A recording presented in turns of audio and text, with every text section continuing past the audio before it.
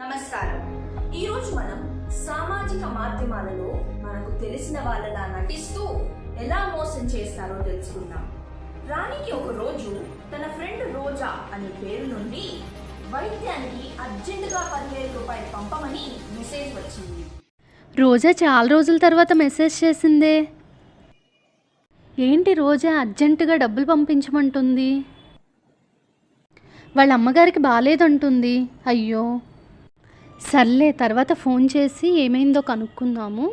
ఇప్పుడు డబ్బులు పంపించేద్దాం. రాణి వివరాలు ఏమీ తెలుసుకోకుండా ఆ వచ్చిన బ్యాంక్ అకౌంట్కి డబ్బులు పంపించేసింది. తర్వాత కొన్ని రోజులకు రాణి తన స్నేహితురాలు రోజాని కలుసుకుంది. రాణిలా ఉంది. హాయ్ రాణి, ఎలా ఉన్నావు? హలో రోజా, నేను బాగున్నాను. చాలా రోజుల తర్వాత తెలుసా? అవును, కొంచెం బిజీ ఉన్నాను. ఓకే. అవును, మీ అమ్మగారికి ఎలా ఉంది? అప్పుడు బాగాలేదన్నా. మా అమ్మగారే మంచిగా ఉన్నారే. అదేంటి, నీ నుంచి నాకు మెసేజ్ వచ్చింది, హాస్పిటల్లో ఉన్నాము, అర్జెంటుగా అమౌంట్ పంపించన్నా. నా దగ్గర నుంచా? నేను ఎప్పుడు నీకు మెసేజ్ పంపలేదే. నీ దగ్గర నుంచే వచ్చింది మెసేజ్. ఏదో ఒకసారి చూయించు. ఇదిగో కావాలంటే చూడు, నీ ప్రొఫైల్ పిక్ కూడా ఉంది. అయ్యో, ఈ పిక్ నాదే, కానీ నా నెంబర్ నాది కాదు. చూడు, బ్యాంక్ డీటెయిల్స్ కూడా పెట్టావు కదా. అయ్యో, ఒక్క నిమిషం ఆగు.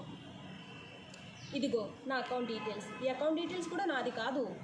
అవునా, అమ్మకి బాగాలేదన్నావని నేను ముందు వెనక ఆలోచించకుండా అమౌంట్ పంపించేశాను రోజా. అయ్యో, నేను మోసపోయాను. సరే పద, పోలీస్ స్టేషన్కి వెళ్ళి కంప్లైంట్ చేద్దాం. సరే పద. చూశారుగా రాణి ఎలా మోసపోయిందో.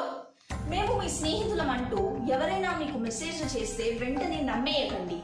ఇలాంటి మెసేజ్లు ప్రముఖ వ్యక్తి ఫోటోలతో పేర్లతో కూడా వస్తాయి. అలాంటి సందర్భాల్లో జాగ్రత్త వహించండి. పూర్తి వివరాలు తెలుసుకోండి. అప్రమత్తంగా ఉండి మీ కష్టార్జితాన్ని కాపాడుకోండి.